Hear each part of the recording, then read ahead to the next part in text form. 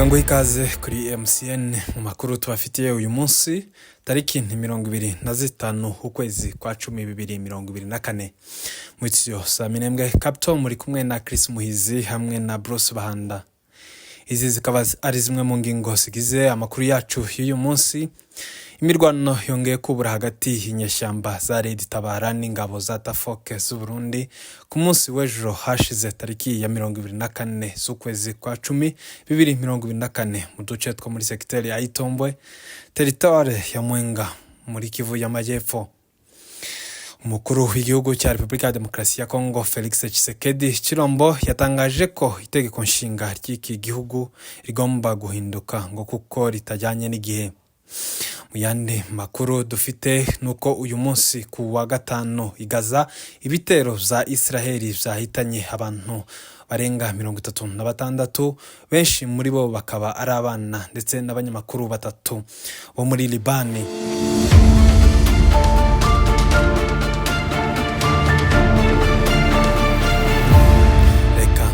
Ikaze mu makuru kuburambuye.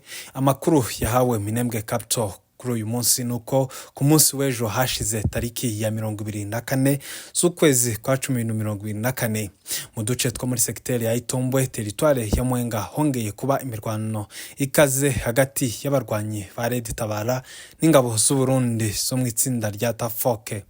Kuva mu ntangiriro z'uku kwezi turimo, umutwe wa Red Tabara urwanya ubutegetsi bw'u Burundi wakomeje kugabwaho ibitero by'ingabo z'u Burundi bufatanye bw'ingabo za Repubulika ya Demokarasi ya Kongo ndetse na Mayimayi. Ni ibitero vyagiye bigabwa mu karere ka Mibunda akari kamaze kuba ibirindiro z'abo barwanyi ba Red Tabara, aho ndetse izi nyeshyamba zahise zinahungira mu mashyamba ya Mwenga, Kazarungurungu n'ahandi nyuma yuko aba barwanyi bari bamaze gusenyerwa ibirindiro vyabo byo muri aka gace ka Mibunda. Amasoko yacu avuga ko kuri iyi nkuru avuga ko aharejo tariki ya 24 z'ukwezi kwa 10/2024 habaye urugamba rukomeye hagati y'abarwanyi ba Red Tabara n'ingabo z'u Burundi, Mayimayi na FARDC. Bikavugwa ko iyo mirwano yabereye ahitwa Asembwe ho muri sekiteri ya Itombwe, teritware ya Mwenga mu ntara ya Kivu y'Amajyepfo. Nkuko iyi nkuru ikomeza ibivuga, iyi mirwano yatangiye amasaha y'icyamunsi isaha 6 zijya gushira muri saa 7 ku masaha yo mu burasirazuba bwa Repubulika ya Demokarasi ya Kongo, iza kugeza ku mugoroba ndetse mu kajorojoro, niko amakuru yacu atubwira, nyuma y'uko Red Tabara yari yabangiye ingata ihungira muri ariya mashyamba ya Mwenga.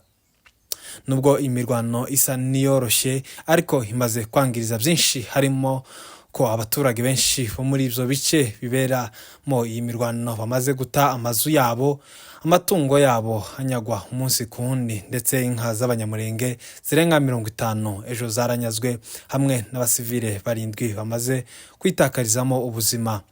Ahanini abaturage bataye ibyabo nabo muri Gipupu, Asembwe no mu nkengero zaho.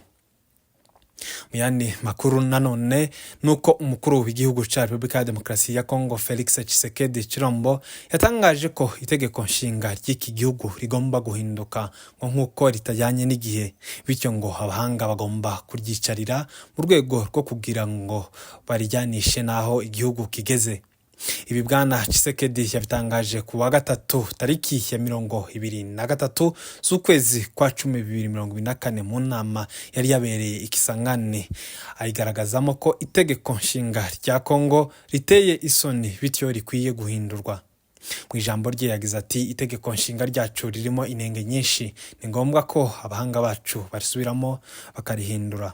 Yavuze kandi ko iki cyifuzo cye kizashirwa mu bikorwa umwaka utaha, aho azashirwaho komisiyo yabo mu nzego zinyuranye kugira ngo batange ibitekerezo by'itegeko nshinga rishya kugira ngo rijyane naho Kongo igeze kandi ribereye abanyagihugu. Perezida Felix Tshisekedi yavuze kandi ko tariki ya 10 z'ukwezi kwa 10/2024 ishaka rye rya UDPS ryatangiye ubukangurambaga bwo guhindura iri tegeko nshinga rya Kongo. Usibye ibyo, Tshisekedi kandi yanagarutse ku kibazo cy'umutekano zugarije abenegihugu, asaba abaturage kuba maso ngo bakarinda ubusugire bw'igihugu bufatanyije n'ingabo z'igihugu. Ati dufite abanzi benshi badukikije duhanganye, kandi mwarabibonye uko biherutse kugenda mu ntambara mu minsi 6 ishize.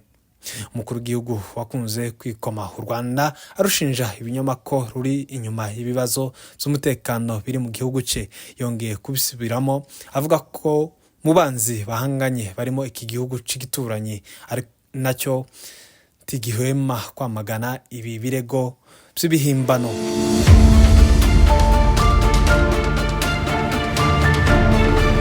Ibitero vya Israeli aho tugeze mu makuru ya mu mahanga byahitanye abantu bagera kuri 36, benshi muri bo bakaba ari abana i Gaza ndetse n'abanyamakuru 3 muri Libani. Nyuma yuko impungenge ziyongereye ku kibazo cy'ibura ry'ibicuruzwa muri Gaza ndetse n'igitutu mpuzamahanga cyo guhagarika imirwano.